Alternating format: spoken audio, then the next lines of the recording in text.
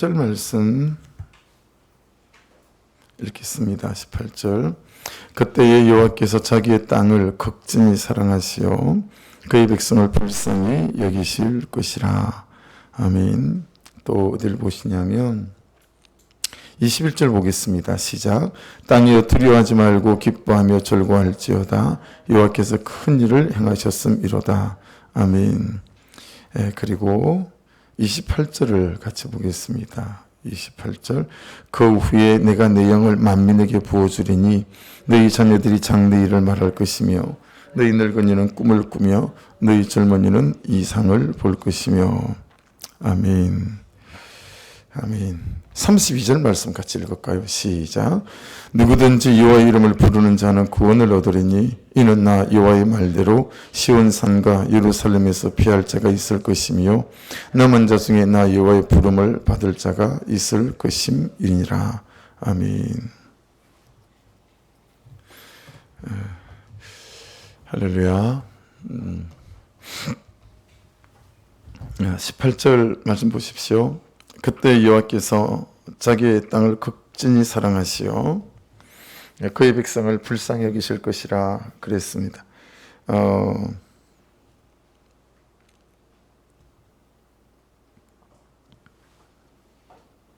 새벽에 우리가 그때를 이해를 했죠. 그때가 언제인지. 그렇죠? 그래서 12절에서 17절까지다. 너희는 이제라도 늦지 않았다라는 거였죠. 이때라도 늦은 법이 없다. 그래서 회개는 돌이키는 것은 늦은 법이 없다. 깨닫는 그때 회개하고 돌이키면 그때가 가장 좋은 때이다라고 하는 거죠. 그래서 계속 말씀이 진심으로 요일 말씀은 돌아오기를 요청하십니다. 이것이 너의 간절함이어야 되고 이것이 너의 열렬함이어야 하고 또 진심이고 소망이어야 된다. 어떤 거죠? 여호와께로 돌아가는 거, 말씀대로 사는 것, 그렇죠? 그래서 제발 옷만 좀 받고 있지 말고 삶을 좀 받고 입어야 된다. 삶을 고쳐야 된다.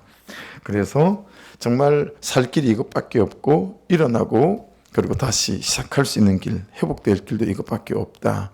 어떤 비슷한 방법이 있거나 대체할 수 있는 길들이 없다라고 했습니다. 그러니 회개의 날을 선포하고 또 금식의 날을 선포하고 그렇게 예외 없이 젖 먹는 아이까지 어제 결혼한 그는 신혼방에 있는 신랑 신부들까지 전부 다 이 회개의 자리로 동참하게 해야 된다. 절대로 장소를 따질 일이 아니고 시간을 따질 일이 아니고 그냥 불쌍히 여기소서 해야 한다. 그래서 은혜 중에 은혜는 내가 보이는 거고 또 내 죄가 보이는 것이고 그리고 내 삶이 보이는 거다라고 하는 것입니다. 근데 여러분 18절 말씀을 다시 보시면 우리가 좀 어려움이 있는 게 큐티책만 들고 다니시는 분들이 참 많이 있잖아요. 근데 여러분 큐티할 때 성경을 높여 놓고 하시는 게 되게 중요해요. 그래서 제가 한 번씩 말씀드리지만 이 큐티책이 관주를 빼고 있기 때문에 이게 되게 좀 아쉬움이 있어요. 무슨 얘기냐면 18절을 성경책을 갖고 있는 분들 있으시면 이게 스마트폰에도 이건 안 나와요. 꼭 활자로 된 성경책에만 이게 관주가 또 풋노트가 달려있기 때문에요. 여러분 18절 보시면 그의 백성을 불쌍히 여기실 것이라 여기실 것이라 그 성경책을 보시면 여기 위에 뭐가 하나 붙어 있지 않습니까? 그죠? 이라는 간주가 붙어 있어요. 그리고 여러분 그 오른쪽 아래 풋노트에 이렇게 가보게 되면 거기에 뭐라고 담겨 있죠? 히브리어로 과거사를 썼음 이렇게 돼 있어요. 여러분 그때에 여호와께서 회개하고 통회하고 자복할 그때에 자기의 땅을 극진히 사랑하셔서 그의 백성을 불쌍히 여기실 것이다. 이게 여러분 조건문 같잖아요. 이대로 보면 그렇죠? 회개하고 금식하고 때를 따지고 장소를 따지지 않고 그렇게 하면 불쌍히 여기실 것이다. 이렇게 미래 시제로 쓰여져 있는 것 같잖아요. 근데 지금 원문에는 히브리어 원문에는 이 여기가 뭐라고 써져 있다고요? 과거사로 써져 있다는 거예요. 과거형으로. 그러니까 이렇게 되어지는 거죠. 여기실 것이라 이게 아니고 사실은 과거형으로 싹 바꿔버리면 여러분 이게 전혀 다른 의미가 될 수 있어요. 그래서 회개하면 그렇게 여길 것이다 이게 아니고 그렇게 여기셨다라고 하는 이제 뜻이 되어지는 거죠. 그렇죠? 그의 불쌍을 불쌍히 여기셨다라고 하는 것입니다. 이게 무슨 뜻이 되죠? 하나님이 불쌍히 여기시기 때문에 저와 여러분이 정말 회개가 가능해졌다라고 하는 거죠. 이 성경의 요엘서 말씀에는 이런 뉘앙스의 맥락의 말씀이 많네요. 그렇죠? 하나님이 선택한 거다. 내가 예수를 선택해서 믿은 것이 아니라 하나님 그분의 은혜가 나를 선택해 주셨기 때문에 내가 하나님 그분을 믿게 되어졌다라고 하는 거죠. 그러니 우연처럼 길을 가다가 아니면 교회 다니는 친구들로부터 이 복음을 듣고 예수를 믿게 됐다라고 하는 것이 우연처럼 느껴지지만 사실은 하나님의 구속사 안에서 어떤 맥락이 있는 거죠? 하나님의 선택 속에 저와 여러분이 있다라고 하는 말씀이 되어지죠. 이 말씀도 마찬가지인 거예요. 여러분 하나님이 불쌍히 여기시기 때문에 우리가 회개가 가능해진 거지 우리에게는 회개할 능력도 사실은 없다라고 하는 거예요. 그래서 아담이 창세기 3장에서 타락할 때 이게 전적인 타락인 거거든요. 부분적 타락이 아니라는 거예요. 그러니까 우리에게는 어떤 선한 것도 나올 수가 없는 존재적인 타락이 되어졌다. 이걸 신학적으로 어려운 말을 써서 전적 타락 이렇게 말합니다. 전적 타락. 그래서 우리에게는 어떤 선한 일을 할 만한 능력이 전혀 없다라고 하는 것입니다. 그냥 우리는 전적으로 무능하고 타락했다. 어떤 선한 것도 우리에게는 개선의 여지가 없다라고 하는 것입니다. 뭐마저도 그런 거죠. 회개하는 것마저도 하나님께 돌아가는 것마저도 오직 하나님 그분의 은혜에 근거하고 하나님 자비에 근거하는 거다라고 하는 거죠. 그러니 여러분 이게 한편으로는 여러분 우리가 생각할 때 어느 부분까지 여러분 이걸 정리를 해주냐면 하나님 그분의 전적인 은혜에 근거하는 것이기 때문에 여러분 내가 어떠하든 말이죠. 하나님 그분의 은혜에 기대해서 나의 회복과 또 나의 돌아감을 하나님 은혜 앞에 우리가 구할 수 있게 되어진다라고 하는 거죠. 그러니까 여러분 2장 13절에 보면 말씀이 기억나실 거예요. 너희는 옷을 찢지 말고 마음을 찢어라 있죠. 이것도 어떤 거예요? 우리가 마음을 찢을 수가 없다라는 거예요. 이게 다 하나님의 선제적인 앞서 있는 그런 하나님의 긍휼하심 때문이다라고 하는 거예요. 이게 다른 말로 바꾸면 항상 저하고 여러분에게는 언제든지 회복될 수 있고 회개할 수 있을 만한 하나님 그분의 선제적인 긍휼하심과 은혜가 예비되어져 있다라고 하는 것을 전제하는 것입니다. 그래서 여러분 구원론을 말할 때 자주 우리가 언급하는 말씀인 에베소서 2장 8절로 9절 말씀을 보더라도 너희가 그 은혜를 인하여 믿음으로 말미암아 구원을 얻었나니 그랬어요. 우리의 구원이 믿음으로 말미암는데 여러분 이 믿음이 어떤 거죠? 그 은혜로 인하여 믿음으로 말미암는 거다라고 하는 거예요.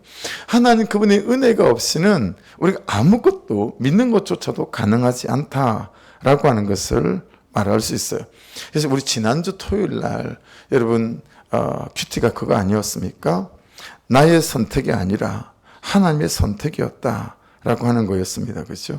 그래서 여러분 지금 계속 요엘서 말씀이 시간과 때를 구분하지 말고 너희가 다 모아서 금식하고 회개의 날을 선포하며 돌아와야 된다. 그 여러분 한번 잘 적용하고 생각해 보셔야 합니다.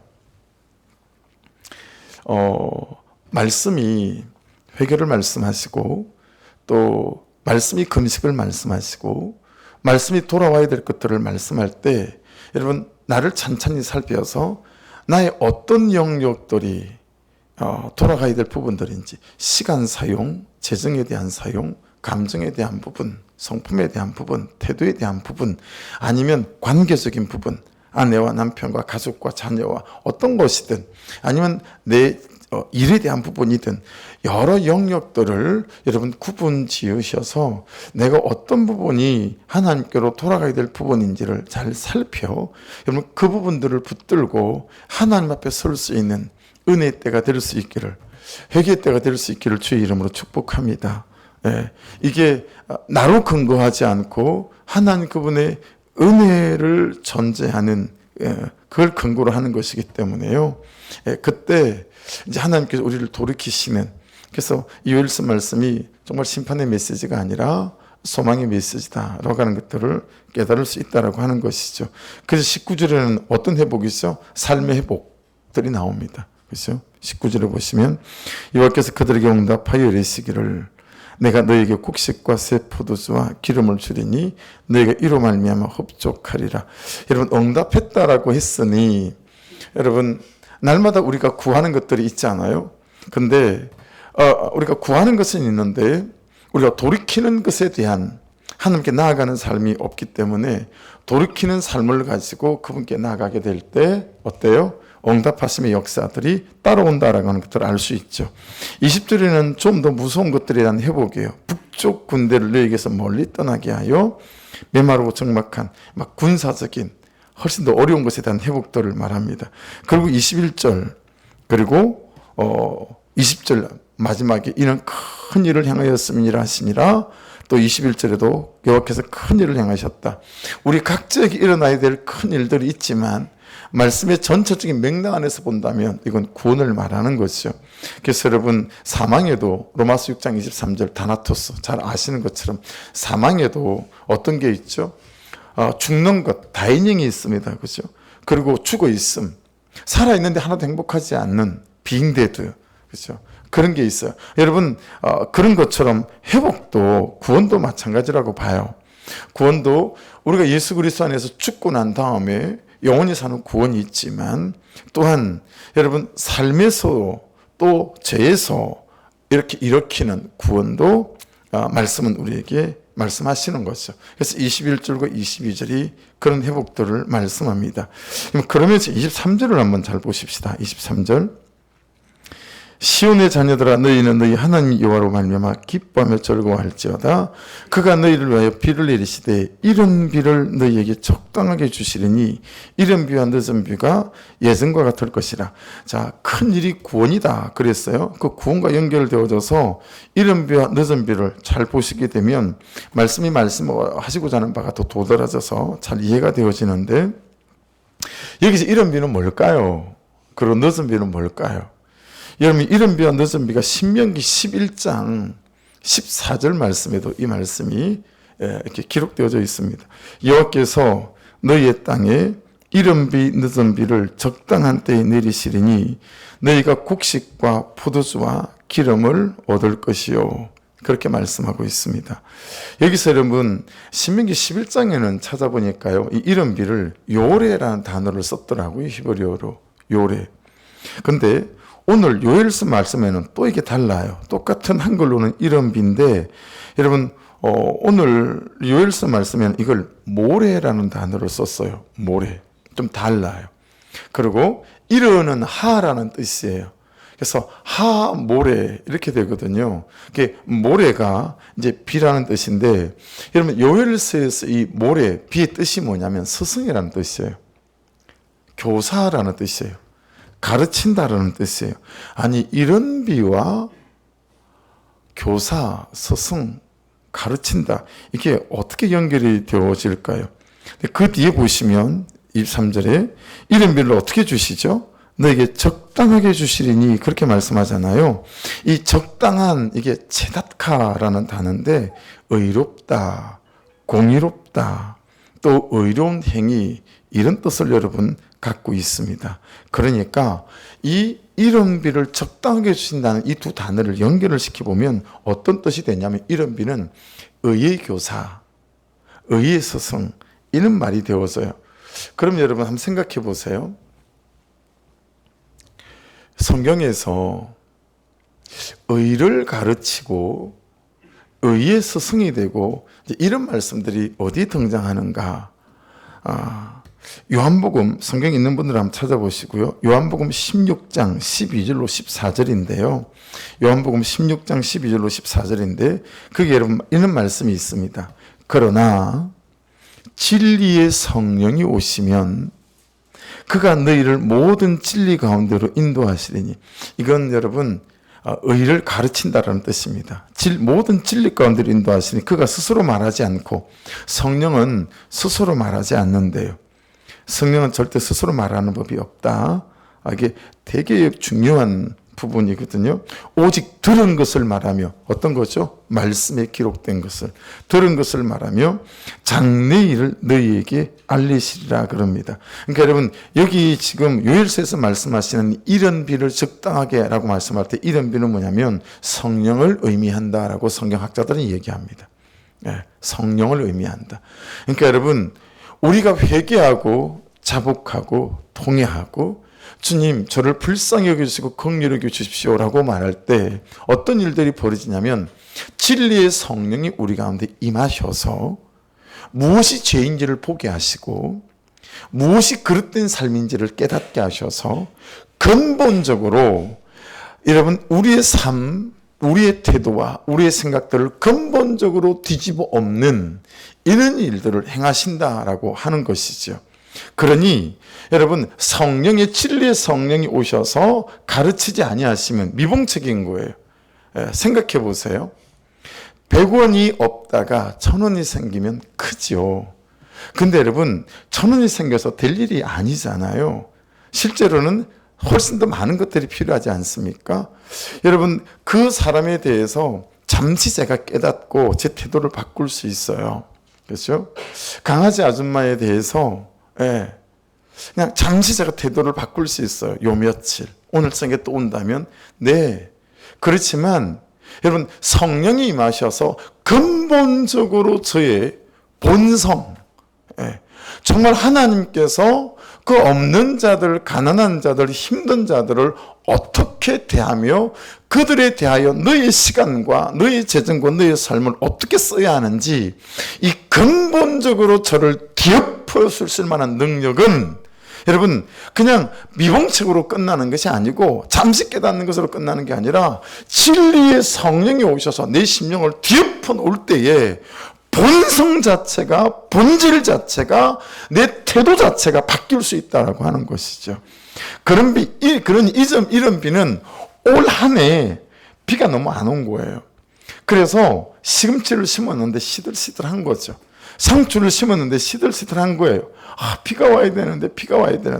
근데 비가 왔어요. 그래서 된 거죠. 근데 여러분, 그때만 비가 온다고 되나요? 왜냐하면 이 이른비는 현실적으로 따지면 여러분, 이스라엘에서는 10월 달부터 12월 달에 오는 비예요.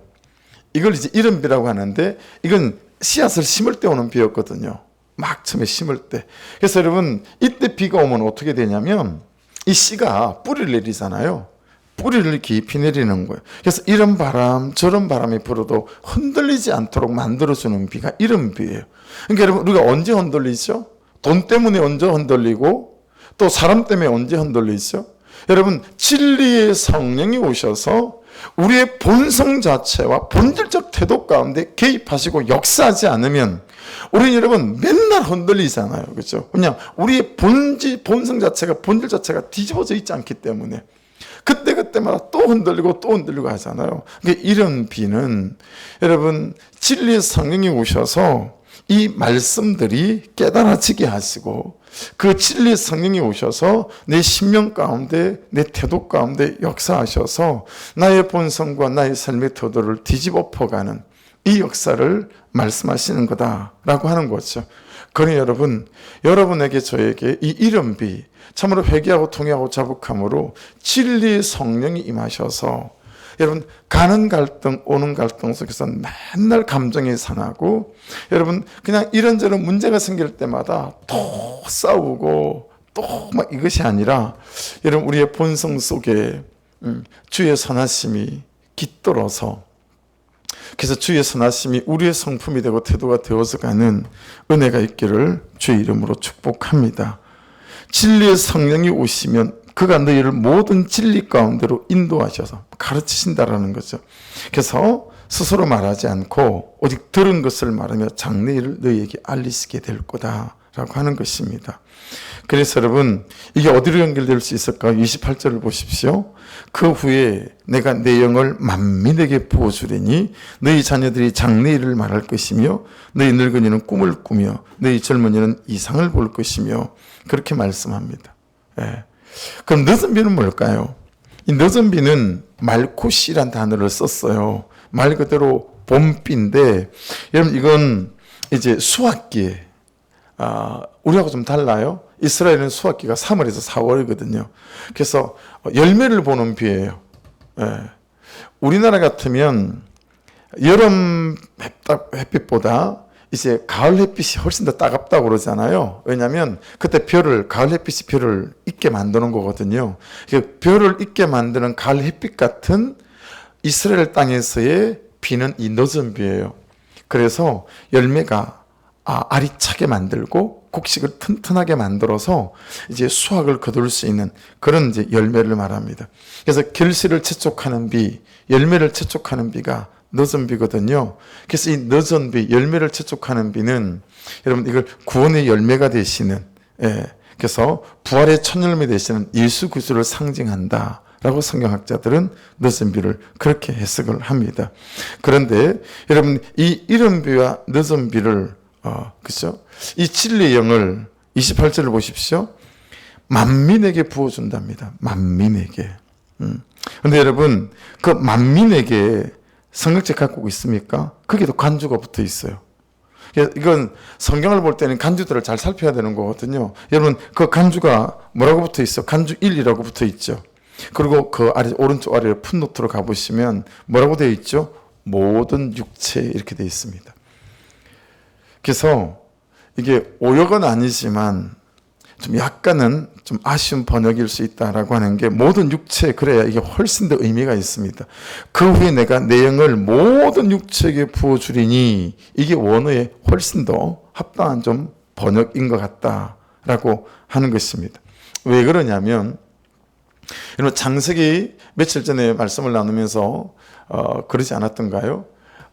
이제 홍수도 그렇고 바벨탑 사건도 그렇고 6장 1절부터 시작되거든요. 6장 1절부터 3절이 어떻게 시작되냐면 사람이 땅에 번성하기 시작할 때에 그들에게서 딸들이 나니 하나님의 아들들이 사람의 딸들의 아름다움을 보고 자기들이 좋아하는 모든 여자를 아내로 삼는지라.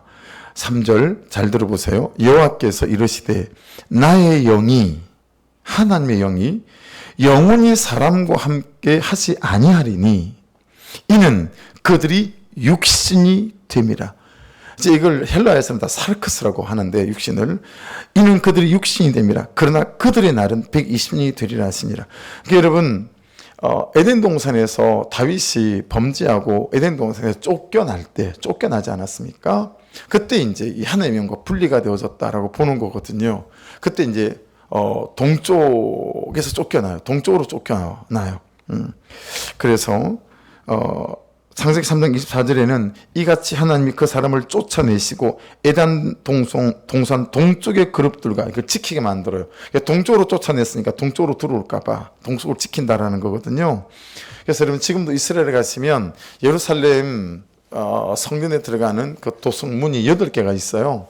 8개가 있는데 그 8개 중에 7개 문이 차도 다니고 사람도 다니고 다 다녀요. 그런데 동쪽 문만 이슬람이 거기를 정복한 뒤에 돌로 두드려 막아놨어요. 그걸 미문이라 그래요. 미문이라고 들어보셨죠? 여러분 사도행전을 보면 미문에 앉아서 구걸하던 남에서부터 안전병이 된 자가 은과 금은 내게 없거니와 나사렛 예수 명령 일어나 걸어서 되게 미문이잖아요. 그걸 두드려 막아놨거든요. 예. 그 미문으로 메시아가 온다. 그랬기 때문에 동쪽으로 쫓겨났기 때문에 동쪽에서 들어온다라는 거죠. 그래서 성소를 만들 때도 동쪽에다 문을 만들어요. 예. 그러니까 여러분 아담이 쫓겨날 때 육신에서 쫓겨났고 지금 여기 3절에도 보시면 6장 3절에 이는 그들이 육신이 됨이라 그렇게 말씀하고 있습니다. 그러니까 여러분 이런 거죠. 하나님이 떠나고 성령이 떠나면 은혜 없으면 사람이 아니다라는 거죠. 예. 그래서 신학 배울 때 교수님들이 참 자주 했던 말씀 중에 하나가 은혜 없고 성령 없으면 이 세상에서 가장 불행한 게 목사다. 그리고 목회다. 근데 그게 목사하고 목회만 적용되겠어요? 여러분들도 똑같지 않을까요? 여러분 성령 떠나고 은혜 없으면 그리스도인의 삶처럼 공고한 삶이 어디 있겠어요? 그죠? 예. 진리는 붙잡고 있는데 진리대로 안 사라지니 이건 뭐 너무 괴롭잖아요. 이놈의 진리가 차라리 몰랐고 안 믿고 모른다면 진리를 모르니 세상 사람들하고 똑같이 죄짓고 사니 뭐 괴로울 게 뭐 있겠어요. 시대 정신이 그런데. 그죠? 시대 정신이 그러니까 뭐 아무 관계 없는 거예요. 근데 여러분 시대 정신 말고 예수님의 정신, 말씀이 우리 가운데 진리가 왔잖아요. 진리가 왔는데 이 진리를 지키고 살 만한 성령이 없고 은혜가 없으니까 이게 죽을 맛인 거죠. 너무 괴롭고 너무 공고한 거죠. 그러니 여러분 하나님 떠나고 성령 떠나버리면 사람이 아니고 그냥 죄덩어리죠. 불순종 덩어리고 불신앙 덩어리고 그냥 여기 성경 6장 3절에서 창세기에서 말씀하시는 이 육신은 그냥 고기 덩어리라는 거예요. 우리가 고기 덩어리다. 은혜 없고 근데 여러분 이게 종종 경험하지 않습니까? 우리가 항상 은혜가 충만하고 성령이 충만하지 않고 그죠? 때때로 우리가 고기 덩어리처럼 은혜 없는 사람으로 성령 없는 사람으로 서 있을 때가 얼마나 많이 있습니까? 그렇죠? 그러니 이 말씀이 참 절로 이해가 이제 되어지는 거죠. 네. 그래서 여러분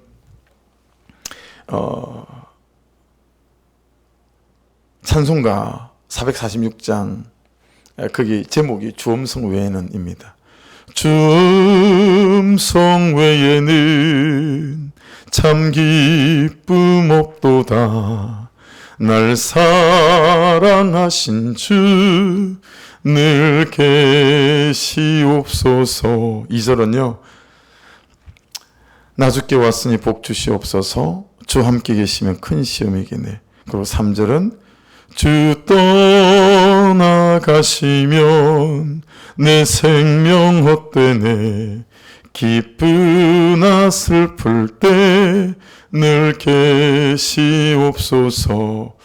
그러니까 여러분 우리가 회개하고 금식하며 그렇게 이 말씀대로 해야 될 가장 중요한 것 중에 하나는 뭐냐면 하나님 있는 사람, 성령 있는 사람, 은혜 있는 사람으로 우리가 항상 서 있기 위함이기다. 이게 이제 속일 수 있거든요. 근데 기술이 좀 느는 것 같아요. 또 목사를 해보니까 은혜 없어도 은혜 있는 척 설교할 수 있고요. 또 성령 없어도 성령이 충만함 없으면서도 성령님처럼 여러분들을 속이고 할렐루야 그렇게 설교도 할 수 있고 또 여러분들도 그렇지 않으십니까? 우리가 또 속일 수 있죠. 그래도 저는 좀 덜 성숙해서 그런지 아니면 좀 솔직해서 그런지 저는 이렇게 쏙 따르고 얼굴 삐 따르고 잘 그러지는 잘 못하는 것 같아요. 그런 분들이 있잖아요. 속은 안 그런데 겉은 아무렇지도 않은 것처럼 정말 그 기술을 좀 전수받고 싶은데 그 기술이 목사한테 참 필요한 기술인 것 같은데 그게 잘 안 되는 것 같아요. 그래서 목사님 화났나 봐. 그럼 화나 있는 거죠. 목사님 뭐 짜증이 나나 봐. 그럼 짜증이 나 있는 거죠. 이걸 못 속이는 거죠. 근데 그건 못 속이는데 은혜 없는 건 은혜 있는 것처럼 속일 수 있어요. 여러분들도 그럴 수 있지 않습니까? 근데 사실은 삶 속에서 이렇게 다 드러나는 거잖아요. 그러니까 여러분 우리가 얼마나 은혜 있는 사람이어야 하는지 또 성령으로 충만한 사람이어야 하는지 그 이유가 너무 좀 자명하게 잘 드러나는 그런 말씀이라고 봅니다. 그러니까 우리가 구해야 될 것이 무엇인지가 너무 분명해지는 거예요. 우리가 날마다 추구해야 될 게 어떤 것인지 너무 분명한 거죠. 그렇게 성령이 임하게 될 때 너희 자녀들이 장래 일을 말하게 되고 너희 늙은이가 꿈을 꾸게 되고 또 너희 젊은이는 이상을 보게 된다. 그때 내가 또 내 영을 남종과 여종에게 부어주게 되고 내 이직을 하늘과 땅에 베풀게 되고 피와 불과 인계 기둥이라. 그러니까 여러분 이건 모든 대상, 모든 육체인 거예요. 그러니까 이게 또 소망이 되잖아요. 이 사람 저 사람은 되고 요런 사람 요런 사람 안 되고가 아니라 모든 육체, 모든 대상에게 모든 공동체에게 어떤 가정이든 어떤 목장이든 어떤 경우에든 어떤 처지에든 어떤 형편 속에 있든 여러분 그 후에 내가 내 영을 만민에게 부어주겠다. 모든 육체에게 회복을 말씀하시는 거죠. 그러니 여러분 이런 형편 속에 있든 저런 형편 속에 있든 우리가 구하고 또 찾아야 될 것이 하나님 내 육체 속에 이 고깃덩어리 같은 내 육체 속에 또 그런 현실 속에 오셔서 나로 끊어낼 것들이 끊어내어지게 되게 도와주시고 또 구할 것들을 구할 수 있는 은혜가 있게 도와주옵소서라고 구하는 그런 은혜가 저 여러분의 것이 되기를 주의 이름으로 축복합니다. 그래서 여러분 31절을 보십시오. 언제여야 하는가라는 거예요. 언제여야 하는가. 여호와의 크고 두려운 날이 이르기 전에 해가 어두워지고 달이 핏빛같이 변하려니와. 이게 무슨 말이죠? 어떻게 해석해야 됩니까? 지금이어야 된다라는 거죠. 시간을 따지자면 여호와의 크고 두려운 날이 이르기 전에, 이거 사실은 앞에 말씀을 소급해 오면 앞에서 일어날 일들이 1장에 2장에 막 나오지 않습니까? 그것 전에 그 뜻이지만 그냥 더 우리에게 적용 딱 시키면 지금이라고 됩니다. 지금. 여호와의 크고 두려운 날이 이르기 전에 언제? 지금. 시간을 따지자면 지금이어야 된다. 미루지 말아야 된다. 장소와 공간으로 말한다면, 문제와 사건으로 말한다면 지금 이 사건 속에, 이 문제 속에 대상으로 따진다면 그 사람 말고 나에게 라고 이 말씀을 해석해서 적용할 수 있어요. 여호와의 크고 두려운 날이 이르기 전에 항상 그런 사람 있지 않습니까? 되겠습니까? 현실을 보고 또 저 사람도 되겠습니까? 사람을 보고 항상 그러지 않습니까? 그렇죠? 근데 여호와의 크고 두려운 날이 이르기 전에 그때 우리가 하나님을 바라보는 일들이 일어나기 시작할 때 하나님 하실 일들이 되어진다라는 거죠. 그래서 주의 말씀은 여러분 대단히 심플합니다. 되겠습니까? 가능하겠습니까? 라고 하는 질문 앞에 32절 보십시오. 누구든지 여호와의 이름을 부르는 자는 구원을 얻으리니. 그렇죠? 그때에 말씀하고 있어요. 누구든지 여호와 이름을 부르는 자는 구원을 얻으리니. 그리고 여러분 밑줄 한번 그어 보십시오. 이는 나 여호와의 말대로, 거기 가로나 밑줄을 그어, 나 여호와의 말대로 시온산과 예루살렘에서 피할 자가 있을 것이며 남은 자 중에 나 여호와 이름을 부름을 받을 자가 있을 것임이니라. 나 여호와의 말대로, 내 기대대로 아니고 나의 어떤 무엇 때문이 아니고요. 그냥 여호와의 말씀 때문에. 나의 공로가 여기도 없어요.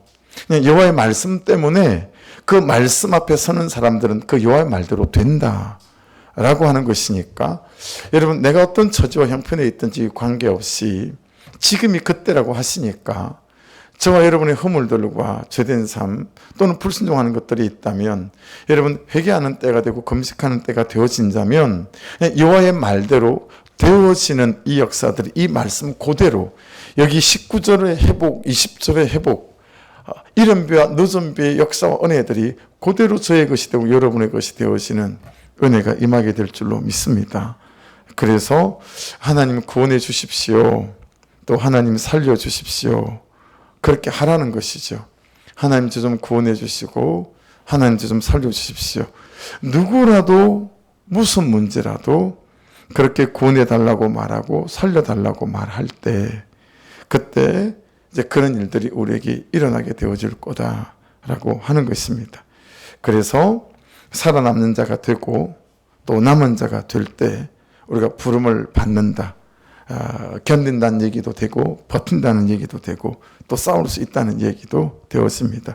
그래서 여러분 오늘 이 여호와 이름을 부르는 자라고 하는 이 제목처럼 저와 여러분 안에 지금이 되시고 그게 나 자신이 되시고 하셔서 여러분 이 구원 안에서 구원의 노래를 불러가고 진리 영이 오셔서 본질적으로 나를 가르치시고 뒤집어 엎어서 우리의 본성이 정말 뒤집어지고 바꾸어지는 그런 한 사람 한 사람 되어져 가서 때를 따라 주께서 약속하시는 이 놀라운 은혜와 승리가 있을 수 있기를 주의 이름으로 축복합니다. 기도하겠습니다.